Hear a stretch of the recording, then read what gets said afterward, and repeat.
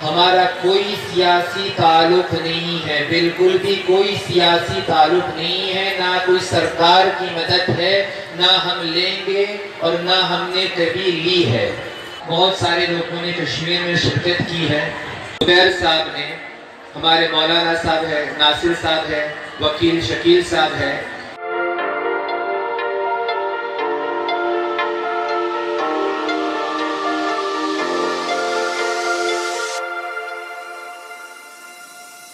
को रमजान की अपने बेशुमार नियामतों के जरिए से हम मुसलमानों को नवाजा इंशाअल्लाह और यानी 2000 को दिया जाएगा और कुल मिलाकर बेशुमार नियामतें हैं। परिवारों को 10,000 बेवाओं की वहाँ और चंद अगर इंसान अपने जिस्म के ऊपर वो फिक्र करेगा रमजान फुल पार्सल दिए जा रहे हैं और जिस्म के एक एक अज़्व को देखेगा, रहता है मगर आज जो है जिस्म का एक एक अज़्व बेइंतहा कीमती है। और उम्मीद है कि ये अल्लाह रब्बुल इज्जत ने इंसान को इस दुनिया के अंदर अपनी बंदगी के लिए भेजा है।